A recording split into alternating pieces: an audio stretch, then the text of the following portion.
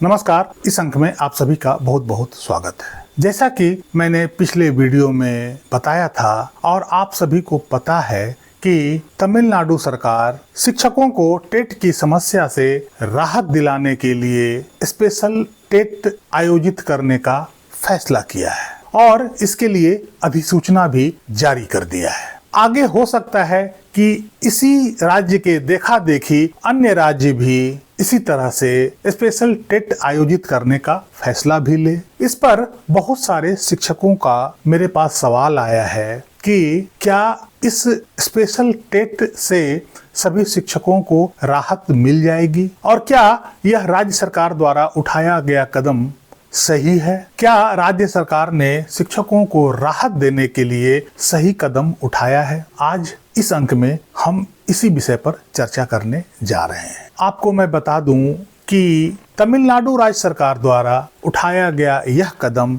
कितना सही है और कितना गलत है, इसका फैसला तो हम नहीं कर सकते हैं। यह सरकार का फैसला है। बहुत सारे शिक्षक इस फैसले के पक्ष में होंगे और बहुत सारे शिक्षक इस फैसले के पक्ष में नहीं होंगे। आज हम इस बात पर चर्चा करेंगे कि स्पेशल टेट के गुण और दोष क्या है, इससे शिक्षकों को क्या फायदा होगा और क्या नुकसान हो सकता है, इसका हानि और लाभ क्या है। इसे जानने के बाद आप खुद तय कर लेंगे कि यह फैसला कितना सही है और कितना गलत है। नंबर 1, यदि हम सुप्रीम कोर्ट के निर्णय के दबाव में स्पेशल टेट को आयोजित करते हैं या स्पेशल टेट आयोजन करने का फैसला लेते हैं, इसका सीधा सीधा अर्थ यह होता है कि हमने सुप्रीम कोर्ट के निर्णय को स्वीकार कर लिया है, चाहे वो निर्णय सही हो या गलत हो। हमने निर्णय का विरोध करने के बजाय, उसे चुनौती देने के बजाय अपना हथियार डाल दिया है। जैसा कि हम सभी को पता है कि सुप्रीम कोर्ट का यह निर्णय पूरी तरीके से गलत है, कानून और देश के संविधान के खिलाफ है। इससे शिक्षकों के मौलिक अधिकारों का उल्लंघन होता है। यह फैसला आरटीई एक्ट और एनसीटीई का नोटिफिकेशन दोनों के विरुद्ध दिया गया है। ऐसे में सुप्रीम कोर्ट का यह मनमाना निर्णय शिक्षकों के ऊपर जुल्म है और जुल्म को सहना और जुल्म करना दोनों ही अपराध और अन्याय की श्रेणी में आता है। यदि इस जुल्म को आज आसानी से सह लेंगे, उसका विरोध नहीं करेंगे, उसके खिलाफ संघर्ष नहीं करेंगे, तो आगे आने वाला समय में सरकार और न्यायालय द्वारा और भी बड़े जुल्म सहने के लिए तैयार रहना होगा। सुप्रीम कोर्ट का यह निर्णय मानवता के भी खिलाफ है। यह न्याय के नैसर्गिक सिद्धांतों का भी उल्लंघन करता है। ऐसे में इस निर्णय का विरोध करने के बजाय हम इसे स्वीकार नहीं कर सकते हैं। इस निर्णय को स्वीकार करना जुल्म सहने के बराबर होगा। दूसरी बात, हमें यह देखना होगा कि इस स्पेशल टेट का आयोजन के पीछे सरकार की असली मंशा क्या है। क्या यह स्पेशल टेट का आयोजन शिक्षकों के हितों को ध्यान में रखते हुए लिया गया है या राजनीतिक लाभ लेने के लिए लिया गया है? ऐसा ना हो कि आने वाले चुनावों को ध्यान में रखते हुए शिक्षकों के वोट को साधने के लिए ऐसा निर्णय लिया है और सरकार वाकई में शिक्षकों के समस्या से कोई वास्ता नहीं रखते हैं। शिक्षकों की समस्या के प्रति वो गंभीर नहीं है, बल्कि आने वाले चुनाव के प्रति वो गंभीर है और इस कारण से शिक्षकों के वोट को लुभाने के लिए स्पेशल टेट का आयोजन किया जा रहा है। यदि यह राजनीतिक लाभ लेने के लिए या चुनाव में वोट को लुभाने के लिए सरकार स्पेशल टेट का आयोजन कर रही है, तो इसका दुष्परिणाम निश्चित रूप से बहुत सारे शिक्षकों पर पड़ने वाला है। यह बात आप जान लीजिए कि स्पेशल टेट का आयोजन यदि मात्र एक बार किया गया तो इससे बहुत सारे शिक्षकों को राहत नहीं मिल पाएगी। इसमें कुछ ही शिक्षक इस पात्रता परीक्षा को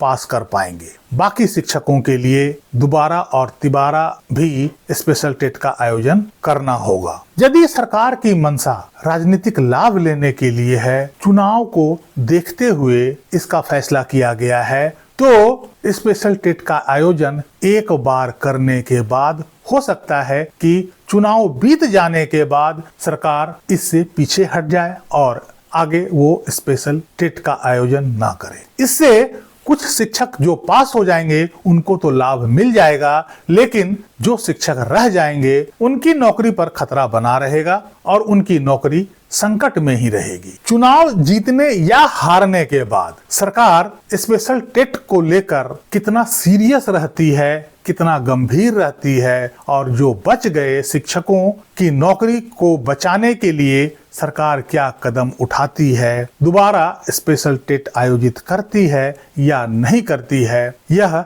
सरकार के ऊपर निर्भर करेगा। इसलिए यदि सरकार इस मंशा के साथ शिक्षकों के समस्या को ध्यान में रखते हुए उसके प्रति गंभीर होकर यदि स्पेशल टेट का आयोजन किया जा रहा है, तो निश्चित रूप से इसमें काफी शिक्षकों को मदद मिल सकती है, लेकिन सभी शिक्षकों को नहीं। तीसरी बात, यह संघर्ष सभी सेवारत शिक्षकों के हक के लिए है। यदि किसी भी कारण से इस निर्णय के कारण एक भी शिक्षक की नौकरी जाती है या उसके नौकरी पर संकट बना रहता है, तो यह शिक्षकों की नैतिक हार होगी। यहाँ पर इस निर्णय के विरोध में संघर्ष सभी शिक्षकों को अर्थात 100% शिक्षकों को राहत दिलाने की है। यह संघर्ष 29 जुलाई 2011 से पूर्व नियुक्त सभी सेवारत शिक्षकों की नौकरी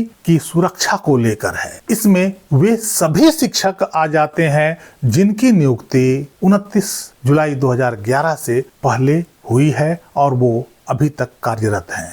अब प्रश्न यह उठता है कि क्या स्पेशल टेट आयोजित करके 100% शिक्षकों की नौकरी बचाई जा सकती है? यदि 10% शिक्षक भी अंतिम रूप से टेट पास नहीं करते हैं, तो राज्य सरकार उनके लिए क्या सोचा है, उनकी नौकरी को कैसे बचाएगी? इसलिए स्पेशल टेट मेरे हिसाब से इस समस्या का फुल प्रूफ इलाज नहीं है और हमें इस बीमारी का फुल प्रूफ इलाज करना होगा। हमें इसे पूरी तरीके से क्योर करना होगा और इसमें एक भी कैजुअलिटी नहीं बचनी चाहिए। यह संघर्ष उसी के लिए है। यदि सरकार कोई ऐसा योजना बनाती है जिसमें कैजुअलिटी का चांस होता है या कुछ कैजुअलिटी रह जाती है, तो यह उन शिक्षकों के प्रति अन्याय होगा। नंबर 4, स्पेशल टेट का मानक स्तर भी NCTE द्वारा टेट को लेकर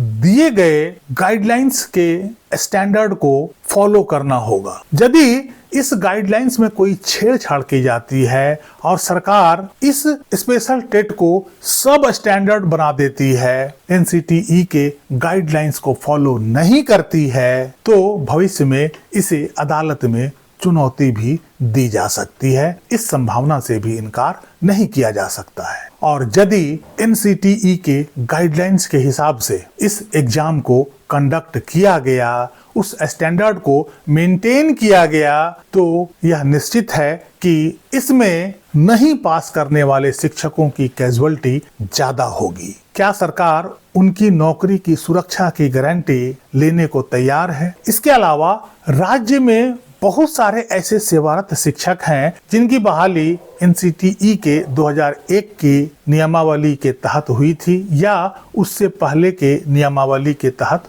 हुई थी। वैसे शिक्षकों के पास टेट में अपीयर होने के लिए न्यूनतम योग्यता भी नहीं है। वैसे शिक्षकों को पहले उस न्यूनतम योग्यता को हासिल करना पड़ेगा जिससे कि वो टेट में अपीयर हो पाए, टेट में शामिल हो पाए। उसके बाद ही टेट की परीक्षा में वो बैठ पाएंगे।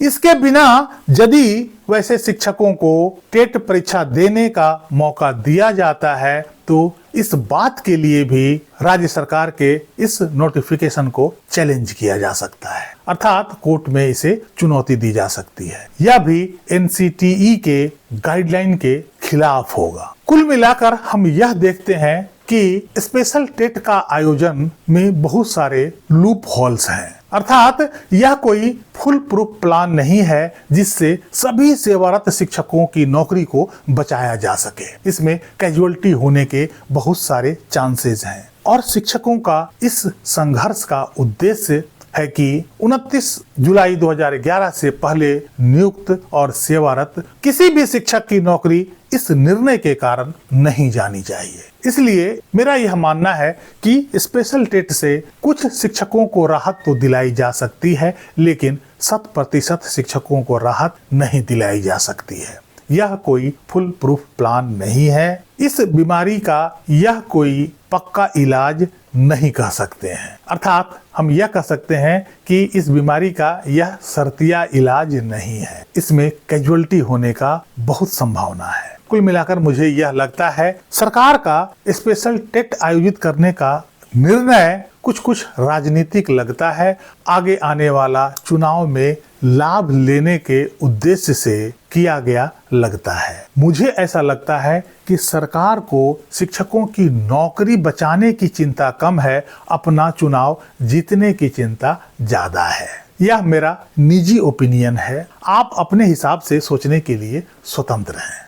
मैं अपना ओपिनियन आपके ऊपर थोपना नहीं चाहता हूँ। मैंने स्पेशल टेट के गुण दोषों के बारे में, इसके फायदे और नुकसान के बारे में विस्तार से चर्चा किया है जो मेरे दिमाग में चल रहा था। बाकी तमिलनाडु सरकार द्वारा उठाया गया यह कदम कितना सही है, कितना गलत है, इस आधार पर आप खुद इसका निर्णय कर सकते हैं। इस अंक में यहीं तक। कैसी लगी जानकारी कमेंट करके जरूर बताइएगा। वीडियो को लाइक कीजिएगा, चैनल को सब्सक्राइब कीजिएगा। मिलते हैं अगले अंक में, तब तक के लिए जय हिंद, वंदे मातरम।